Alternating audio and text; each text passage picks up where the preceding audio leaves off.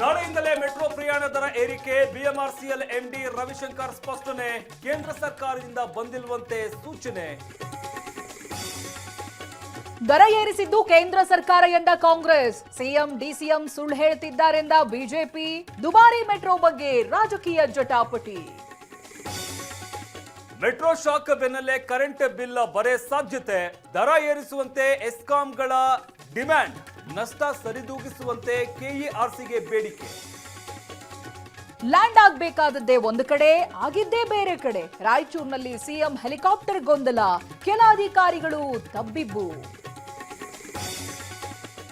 ಪತಿ ಇಲ್ಲದಿದ್ದಾಗ ಜಮೀನ್ದಾರನಿಗೆ ಬುಲಾವ್. ಆತನ ದುಡ್ಡಲ್ಲೇ ಆರ್ಕೆಸ್ಟ್ರಾ ಆರಂಭ. ಬಗೆರಷ್ಟು ಹೊರಬರ್ತಿದೆ ಕಮಲಾಕರ್ ಪ್ರೇಯಸಿ ಕಳ್ಳಾಟ. ನನ್ನ ಪತಿ ಸಾವಿಗೆ ಪೊಲೀಸರೇ ನೇರ ಹೊಣೆ. ಜೀವ ಹೋದ ನಂತರ ಇಲ್ಲಿಗೆ ಬಂದ್ರು. ಹತ್ಯೆಯಾದ ವಸಂತ ನಾಯಕ ಪತ್ನಿ ಸಂಧ್ಯಾ ಆರೋಪ.